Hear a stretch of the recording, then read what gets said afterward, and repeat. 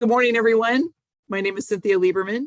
I am the Communications and Marketing Manager for SHARE. We're very excited to have you. We have almost 600 people attending this conference. This is the second one we've had, and this is the Recovery International CBT Self-Help Mental Health Support System.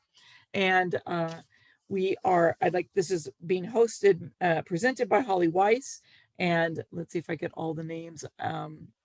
I will let you actually explain, introduce your team, Holly, to the group. But Holly is employed as a New York certified peer specialist and serves on the New York City area leader team and as a group leader and outreach and programming committee member with Recovery International, a peer-to-peer self-help mental health support system.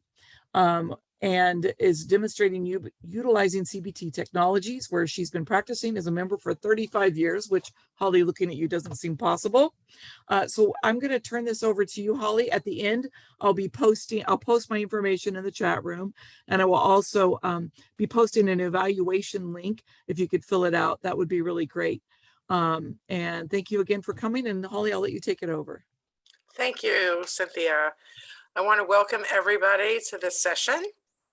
I have the pleasure of being joined by my team, a small portion of the Recovery International team here. We have Angela Sullivan, Celinda Jungheim, Mary Solomon, and Cliff Brown. So there will be an opportunity for questions and answers at the end of the presentation. So we invite you to, you can post your questions in the chat as we go along. We'll monitor that and we'll get started. So I'm going to share my screen. Give me one moment.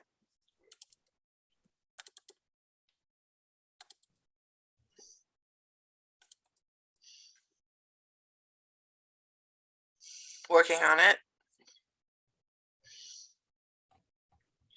Okay. Coming back and share screen. You know, the good news is we don't have to travel to do these things, but sometimes the tech is just crazy, right? Okay. So I just want to do a slideshow here. Slideshow. It's not letting me do a slideshow. Slideshow from beginning. All right, it's not cooperating. That's okay. So Holly, maybe you could just go full screen at least, and then you won't have your little bar there, and that'll be easier for people to see it. I'm not sure how to get rid of that. It's the little arrow in the upper right where the ruler bar is, and all the. It's okay. You can just leave it as it is. Go for it. When I've had that problem before, when I click on the share screen, there's a little box at the bottom of it that you check mark that says to share video and audio. And if you check that, it'll often work with PowerPoint. I can do that. How's that? How cool is that? Yeah. So what I've done is exit out and when you go back in, just make sure you click the just exit out and go back in. Try to screen share again, but when you do it this time, just make sure you there it is. Wow. It's a slideshow. Cool. That's awesome. That's awesome. Thank you. The only problem is I can't reach my buttons at the bottom to advance the slides. Oh, there it is. Okay. There it is. Work. Perfect. Okay, so welcome to an introduction to the Recovery International Cognitive Behavioral Therapy Self-Help Mental Health Support Method. Oops. No, not okay. Yep, there you go. Okay, we've already introduced ourselves. Get rid of that. No.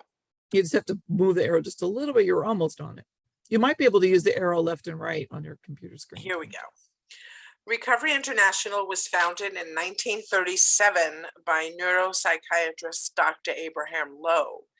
Dr. Lowe was really a pioneer in the field of cognitive behavioral therapy.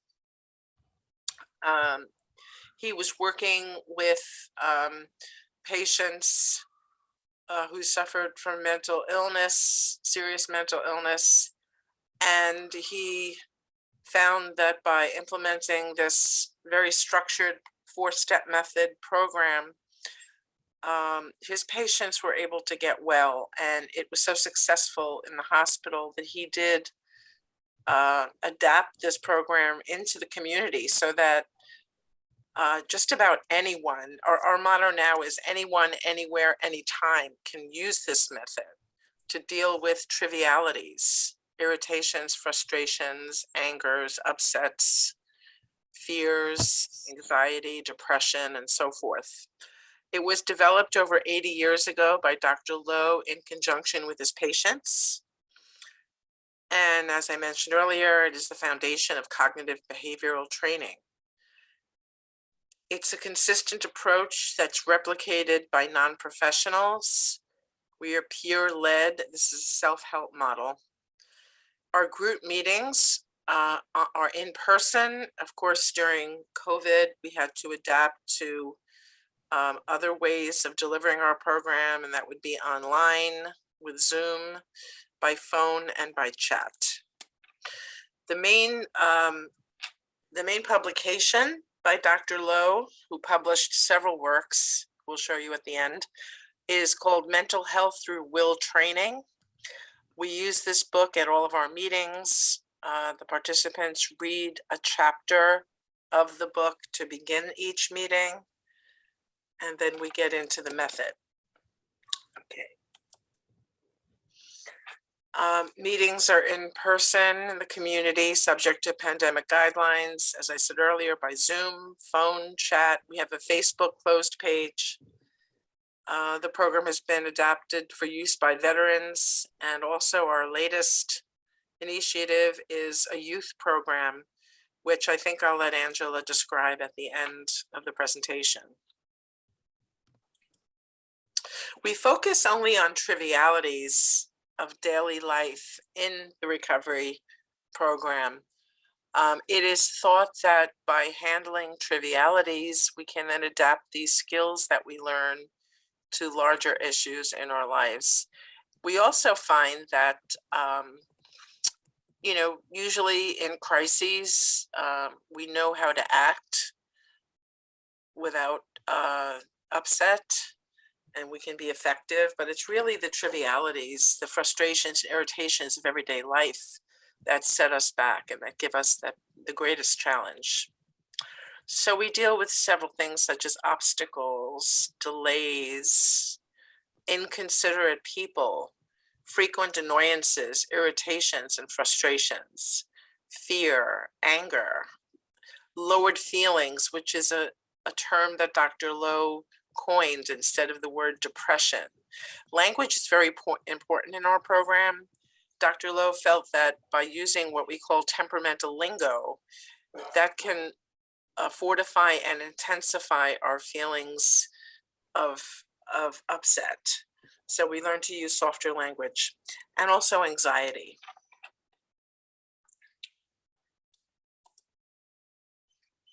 We have a couple of basic concepts in recovery.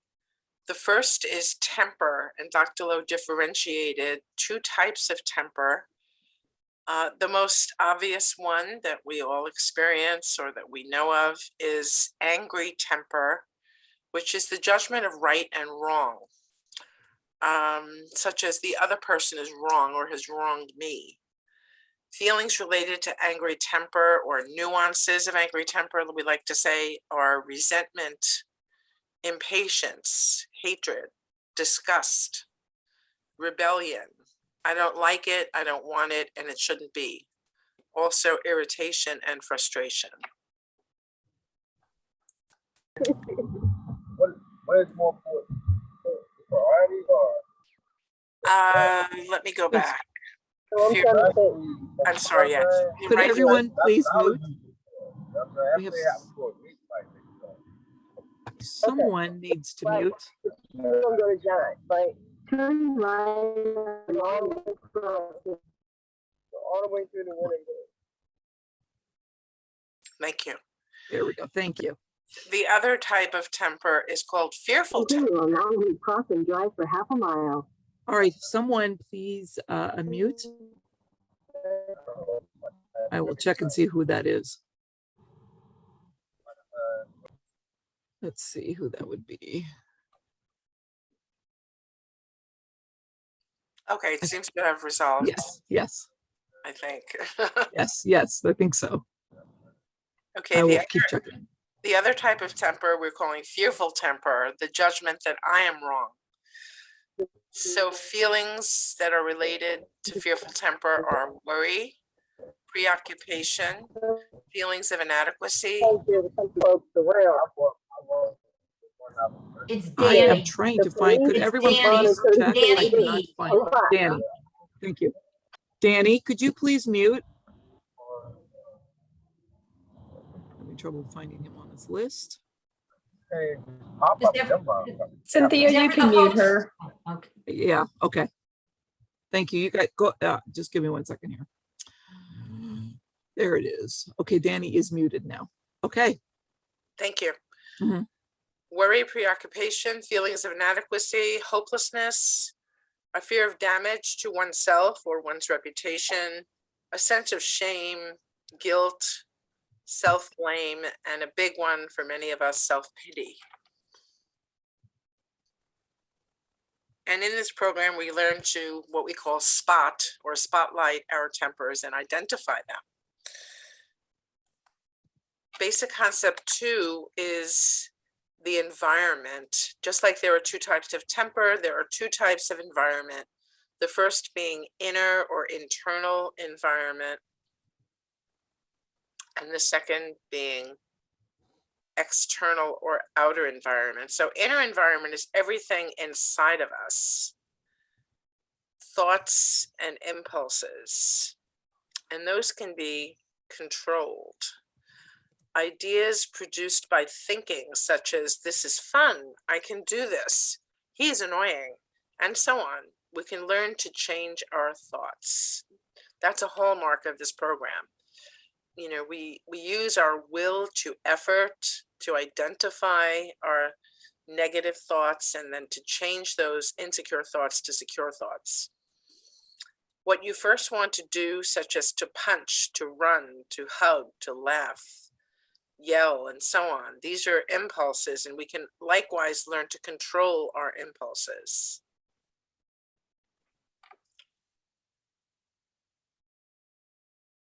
Outer environment is everything outside of us that cannot be controlled, such as feelings and sensations, and we learn not to attach the idea of danger to our feelings and sensations. Emotions such as anger, impatience, hatred, fear, worry, embarrassment, shame, and many more. We cannot control our feelings, but we learn not to take them seriously. And then our sensations are physical responses such as blushing, a racing heartbeat, tense muscles, teary eyes, and many more. We cannot control these sensations, but what we learn is that we can just let them take their course, just run their course, and as long as we don't attach that idea of danger, they will abate. Hey, Holly, I asked people to put in the chat things that they can't control, and I have a response here from Reverend Dr. Philip Williams. Can't control how someone else feels. If others want to contribute to that and tell us what else you can't control, that'd be wonderful. Can't control what other people do. Thank you, Nick.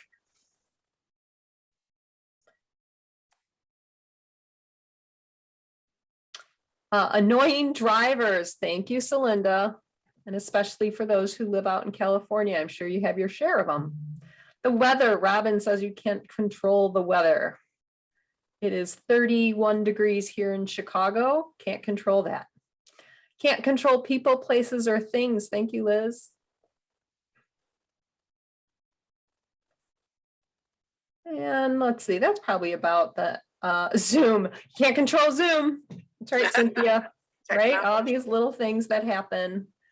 Perfect example of a trivial event. All right, Holly, thanks. Why don't you go back? We're going to go forward.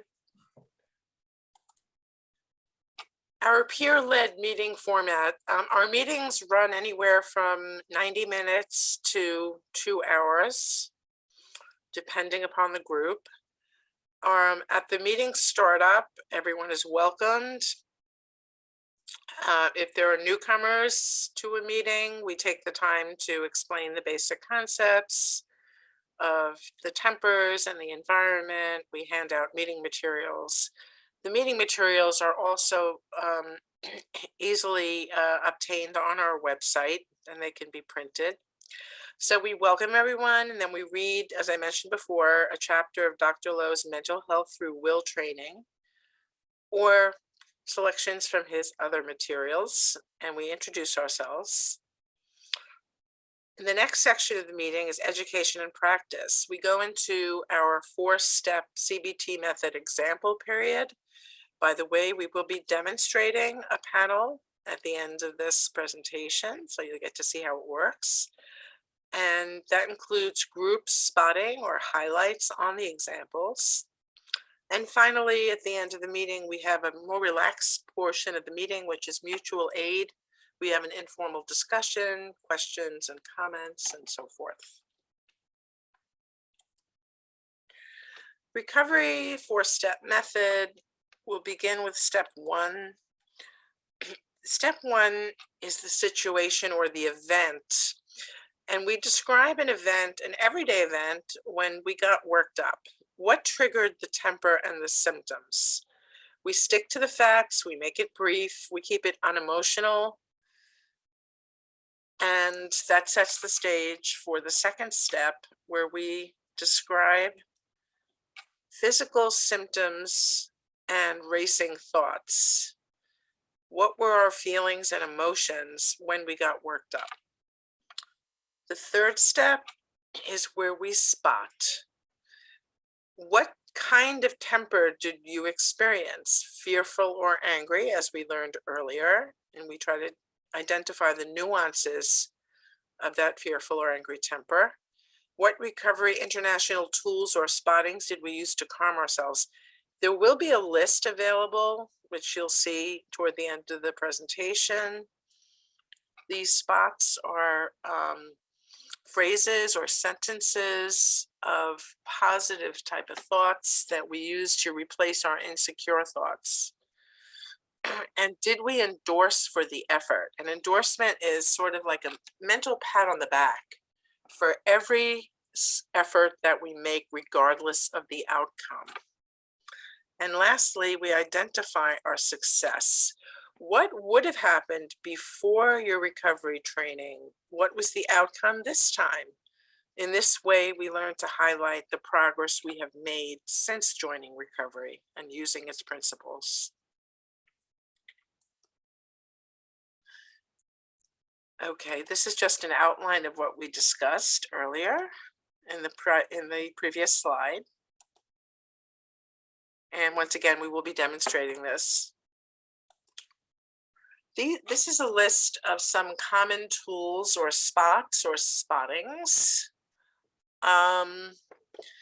Let's see, can we have Mary read the first 5, please? And then we'll go to Cliff.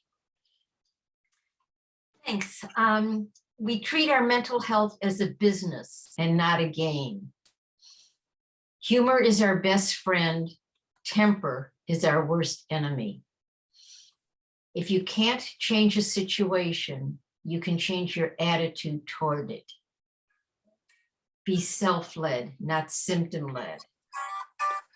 Nervous symptoms and sensations are distressing, but not dangerous. Thank you. And Cliff, would you read the next 5, please? Okay. Temper is, among other things, blindness to the other side of the story. Comfort is a want, not a need. There is no right or wrong in the trivialities of everyday life. Calm begets calm, temper begets temper. Don't take our own dear selves too seriously. Thank you. Celinda, would you like to read the next 5, please? Sure. Feelings should be expressed and temper suppressed. Helplessness is not hopelessness. Some people have a passion for self-distrust. Temper maintains and intensifies symptoms. Do things in part acts. And I'll just read the last one. Endorse yourself for the effort, not only for the performance. So thank you. What I like about these spots or tools is that they seem to be very, very much common sense, but they're not things that come readily to mind when we're in the throes of a temper, whether it be angry or fearful. So the next slide will give us some more tools. Angela, would you like to read? Sure, Holly. Have the courage to make a mistake if indeed it was a mistake. Feelings are not facts. Do the things you fear and hate to do. Fear is a belief. Beliefs can be changed. And every act of self-control leads to a sense of self-respect. Thank you. We'll go back to Mary for the next 5. We learn to decide, plan, and act. Any decision will steady you. Anticipation is often worse than the realization. Replace an insecure thought with a secure thought. Bear the discomfort in order to gain comfort. Thank you. And Cliff, please. Hurt feelings are just beliefs not shared. Self-appointed expectations lead to self-induced frustrations. People do things that annoy us, not necessarily to annoy us. Knowledge teaches you what to do. Practice tells you how to do it. Muscles can be commanded to do what one fears to do. Tempers are frequently uncontrolled, but not uncontrollable. Thank you. So I think you can get a sense of where we're headed with these tools. Okay, and these tools will be used later on in the example. This is a review of the example highlights, which we call the Big 5. At the end of each example, it's kind of optional now in our meetings. Some leaders choose to use this. It's nice because it does highlight the prime aspects of each example. And importantly, it helps us to identify our sabotage, which is the last point. So the angry temper, we went over the negative judgments directed against another person or situation, resentment, impatience, indignation, disgust, and hatred. The fearful temper, negative judgments directed against oneself, discouragement, preoccupation, embarrassment, worry, hopelessness, despair, sense of shame, feelings of inadequacy. Muscle control is controlling our impulse to do something that would be detrimental for our mental health. For example, controlling our speech muscles if we have the impulse to shout. Muscle movement is the opposite, commanding our muscles to do something that we are resistant to do. For example, attending a recovery meeting when we'd rather stay at home or in bed, or maybe not wanting to do your laundry, so you're going to move those muscles, send a strong command to those muscles to be the educators of the brain and to accomplish a task.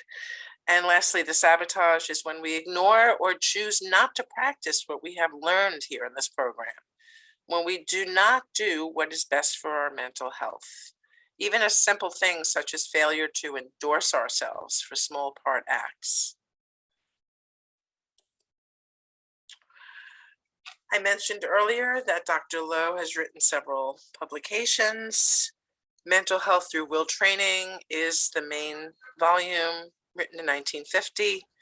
Manage Your Fears, Manage Your Anger. Selections from Dr. Lowe's works. Peace versus Power in the Family, The Wisdom of Dr. Lowe. And one of the newer aids we have is I was going to go to the Power Tool Cards. That's one of the newer aids. And then we have the Recovery International Discovery Workbook. And our latest publication is called Power Your Mind, Tools to Build Resistance for Youth and Young Adults. Angela, is now a good time for you to talk about that? Sure, be happy to. You want to go to the next slide, Holly? Sure. So this program has been used for nearly 85 years, mostly with adults. There was a program that was tested in Chicago public schools some years ago for the teen young adult population. And then we revised that a little bit. So now there is Power Your Mind. And this is for that kind of middle school through college age introductory workbook to Recovery International, the concepts and the method.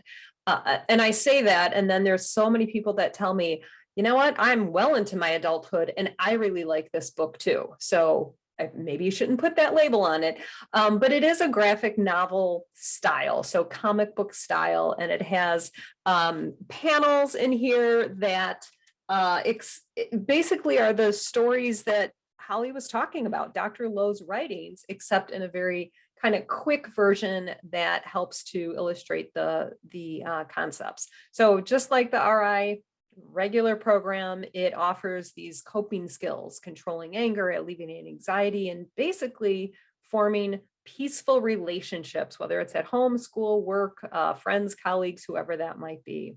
So there is a QR code there. Take you right to the poweryourmind.org website if you're interested in finding out more for young adults. Thank you, Angela.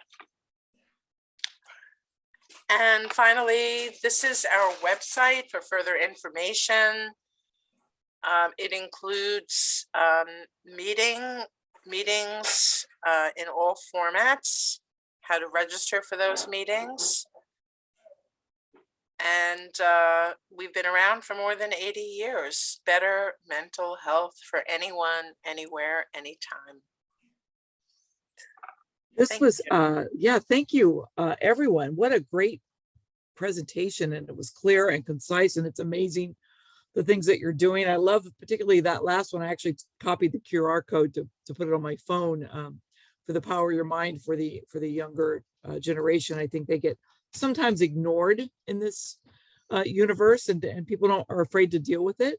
So if possible, Holly, if you have a PDF, or if you want to send it to me or send me the presentation in case people want it. And for questions, Angela, I don't know if you wanted to moderate what was here in the chat room, if anybody wants to speak up, but we are opening it up now before we do the evaluations, which I'll put in the link here. Does anybody have any questions for the group? Oh, I'm sorry. I'm so sorry to interrupt. Did we want to do our panel demonstration before we take questions? Oh, that's a great idea. Yeah, I think we'll do that. And I'm going to display the 4-step method to begin with. And we're going to have Celinda leading the example, and our panel member who is giving an example, our example giver, will be Cliff. And okay, so let's start with the first step, Celinda. Okay, step 1, report a single situation or event that occurred, an everyday event when you began to work yourself up. Focus on a brief description of what happened, specifically what triggered temper and symptoms. Okay, this example happened a few weeks ago.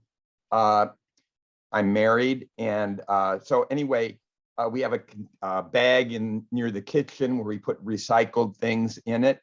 And so I noticed in the bag that my wife had put like an unwashed chicken salad container in it. And I said to her, partly because I try to be very group-minded, not be confrontative. So I just said, should we wash this out? Should it be washed out?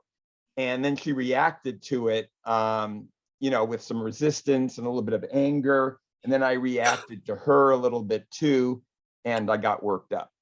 Okay, step 2, report the symptoms you experienced, both physical and mental. For instance, angry and fearful thoughts, confusion, palpitations, disturbing impulses, tightness in your chest, lowered feelings, sweaty palms, and so on. Okay, I had some racing thoughts, especially along the line of all I did was ask if we should wash it out. I didn't make any strong statement about it. I just said, should we wash it out? And then I was doing a little bit of dialogue in my mind about what's right and wrong about it. Like we normally put the bag out in the alley and some homeless people come pick it up. So it's like, well, it's better if it's cleaned, isn't it? And why is she reacting? Maybe I shouldn't have spoken up. I was having that thought. I was a little preoccupied. I was a little bit tense in my body, in my stomach, in the upper body. I felt tension. Why did this happen? How can I ever prevent something from happening? Even if I say it in a group-minded way, having that kind of thought too. Okay, step 3, report your spotting of fearful and angry temper, the Recovery International tools you use to help yourself, and your self-endorsement for your efforts. After a little while, I spotted this is a triviality compared to my mental. Could you identify your fearful and angry temper first? Sure. Yeah. Angry temper at my wife, judging her for overreacting to just a question, and that she's wrong for doing that. Fearful temper, where I was judging myself, is maybe I shouldn't have spoken up, and that I reacted a little bit, and maybe I should have handled it differently. Maybe I should just washed it out and not said anything. So those were the tempers. Okay, your spots then. Okay, I spotted this situation as distressing but not dangerous. Outer approval is a want, inner approval is a need. Let's see, I chose, to a large degree, I chose peace over power and endorsed myself for the way I phrased the question. Feelings will rise and fall if I don't attach danger to them. Comfort is a want, not a need. Don't take my dear self too seriously. It's truly a triviality.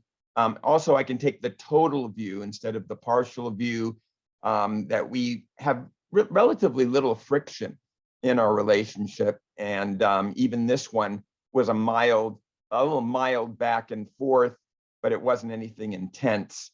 And so that took that as a secure thought, and endorsed myself for the effort, regardless of the results. I made the effort to try to bring it up in a kind of non-confrontative way. It didn't work, but I can endorse for the effort. Okay, thank you. Step 4, begin with before I had my recovery training and describe the temperamental reaction and symptoms you would have experienced in former days. What would have happened then versus what happened now? I think in former days, I would have conducted a much more vigorous trial in my mind about who was right and who was wrong, get into a lot of detail about it. And I would have maybe verbalized that too, trying to prove that I was right or I wasn't wrong, let's say, in bringing it up, and would have felt the need to discuss it more extensively. That would have worked me up more, and it would have worked my wife up more and worked up the situation more. I think now I've realized these things are trivialities and that I really can't afford temper, whether it's fearful or angry temper, because Dr. Lowe said he was trying to restore peace of mind to the patient. And that's what I want to do. I want to restore peace of mind, and dropping the tempers is the most important way to do it. Thank you, Cliff. So now we put Cliff in what we call the box, obviously a Zoom box on this occasion. And I'll open it up for spotting. We spot in the third person so that people know that any of us can use those tools. And also it doesn't feel like we're spotting you. So we're saying Cliff or he, and then he can accept or reject any of these spots. Sometimes we spot something that isn't appropriate for it. So I'm going to open up. I see Mary's hand. He chose peace over power and did not go for a symbolic victory. Okay. And since we have the spots up here, if somebody else has spot they would like to give one of these? It's just I don't see everybody's hands. So, So Linda, I have one. uh-huh. This is actually one of my favorites. Sometimes people do things that annoy us, not necessarily to annoy us. This still one of my favorites. So, Holly, did you have a spot? Yes, every act of self-control leads to a rise in self-respect. Okay, Mary? Well, the sense of being wrong leads to the claim to be right. Okay, and I spot that he was aware of his temper flare. And I also like that he took the total view. He looked at how little friction they actually have in their marriage. I think a lot because they practice recovery. Other spots, Mary? He worked it out. He didn't work it up. He didn't complain to his wife. Okay. Yes, and as Angela says, anybody can put their mechanical hand up, their Zoom hand up, and I will be happy to include you. Mary, Holly, go ahead. And we have to avoid coming to the intuitive conclusion of a deliberate insult. Yes. The outer environment can seem to be rude, crude, and indifferent without meaning to be. Yes, he's noticed that there's no right or wrong in the trivialities of daily life. And he'd also already chosen a rather, a very calming way to present it. So Robin, I see your hand. Yeah, he mentioned that the sensations and feelings and thoughts that he had were distressing but not dangerous. Thank you. Others? And I like that he endorsed himself. It's a habit that he's developed. It's not something we get rewarded once we've practiced for a certain length of time. It's something he has developed. So Dr. Philip Williams, I believe it is. Sorry, that's Philip Williams Cook. Excuse me. Oh, sorry. I got a question. I was wondering about like kind of outside forces, like, you know, let's say, you go to work, something happened, then you come back, to your home and you have, a beef with someone you live with. Okay, if we can just hold that to the end of this example until we get into questions. Oh, okay, I'm sorry. We'd like to finish out this example. So any other spotting on this example? Mary? It was a startle. And again, he spotted his temper pretty darn quickly. And it's what we do. He had the original inner response, but he controlled his outer reaction. And I've noticed if we expect irritations and frustrations every 5 minutes, we won't be disappointed. So we can close out the example. That's how we do it. Then we go into our big five, which is our review of the basic concepts. Or where do we see the angry temper here? I'd say that because his wife didn't wash out the container. And the fearful temper, Mary? That he did it wrong, that somehow he was wrong, that fear of making a mistake. Okay. And muscle control, Angela? He controlled his speech muscles. And muscle movement? I'd say that he made an effort to get the container cleaned out, and but he didn't carry it on. He was very cultured in how he handled it. Any sabotage that we see here? I'd say even though he endorsed himself, he can always endorse more. It's something that doesn't come very naturally to us. So we really have to focus on giving ourselves credit. So we'll close that example. Usually in a meeting, we have time for 3 to 5 examples, and everybody can learn from each other's examples. So Holly, I'll turn it back to you. Yeah, Thank actually, you. I just wanted to mention I'm putting in the meeting in the chat room right now. If you wouldn't mind checking, filling out the evaluation form that I'm posting right now with the link, that would be great. That would help us a lot so we can be of best service to you. And Holly, I'll let you wrap up and then we'll close up the room. Okay, we do have about 20 minutes. Oh, Uh, I'm sorry. It's only 11. 11:15 is the next session. So we have 1 hour. Oh yeah, you're right. Never mind. Skip that. Keep going. Yes. So we have plenty of time for questions. I see, Philip, you have your hand up. You want to pose your question once again, please? Yeah, sorry. I was wondering about sort of like what they call outside forces. Like, then we step out to the environment, we go to work, do our thing, and something, I know, bad may happen that get us, angry, upset, what have you. But then you come home with that, and it may turn into an argument, or something may, brew up.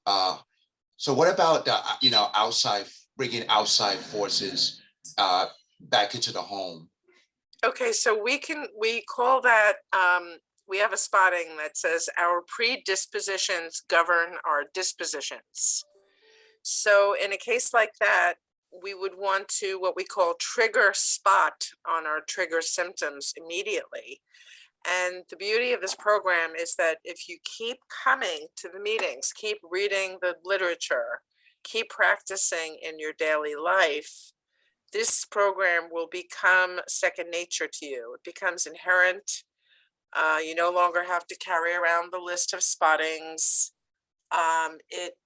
You can just summon up these spottings. They just come into your consciousness immediately, and you work down your temper right on the spot. We talked about a startle. When we have a startle, our initial flare of temper is average, whether it be angry or fearful temper, but we don't let it build up and intensify. We immediately apply spottings, we work ourselves down, and then in this way we become predisposed to calm. So that when we come home from a hard day's work where we've had an interaction that wasn't so favorable, where we might have displayed some temper, we can now put that behind us and be in a more relaxed frame of mind. Always having those spottings handy, though, for the next time an irritation or frustration arises. I don't know if I answered your question, Phil.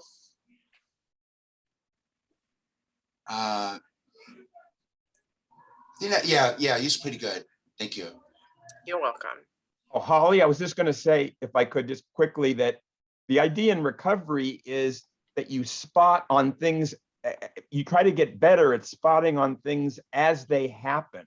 So if in other words, if I'm at work, I may not, hopefully I can even spot while things are happening at work, or that on the way home, I can start to spot on whatever temper I'm experiencing right then during that transition time, so that when I do get home, I kind of work down some of the temper that's pre-existing, like Holly said, the predisposition. So I'm trying to keep spotting temper to stay cleansed inside of temper to the greatest degree possible, so I can come into each new situation in my life without temper as much as possible. Thank you, Cliff. Any further questions, or Angela, might there be anything in the chat by any chance? I'm not seeing anything in the chat. I did post the abstract, which gives you some research and results of the program over the years. And I had one person say they couldn't open it. So if anyone else has a problem opening it, let me know. And maybe that's what some of the materials that can be emailed or available afterward.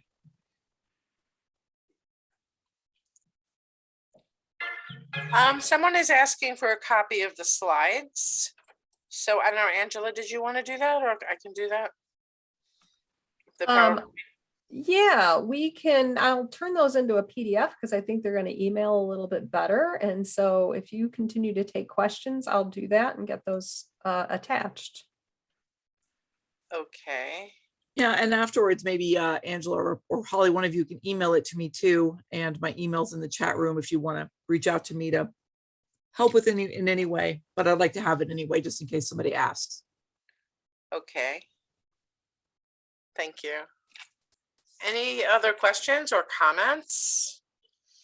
Cynthia, could you put your email again? Sure. Oops. Put it on everyone here. Could I make a quick comment, Holly? Sure. Oh, I was just going to say that the attendees who come to recovery are encouraged to read the books that Dr. Lowe wrote, because there's a lot of depth in the method that gives a lot of background to the spots and how they apply and how different spots interact with each other. So there's a lot of richness in the method. And by reading the text that's generally recommended to get first is Mental Health Through Will Training, which gives a good thorough description of the method. And the other supplementary books are very worthwhile too. But by reading the books, the attendee or the patient, whoever you want to call, can get a much deeper grasp of the method and can utilize it, with nuance, a little more nuanced use of the method. The method is simple, but there's a lot of depth to it. So that's why that is considered important. Reading, attending meetings, and then using the method in one's daily life, I think, are the three parts of the chair that holds up your recovery training. I also wanted to mention that this program is free of charge. Technically, we do encourage donations, and at our in-person meetings,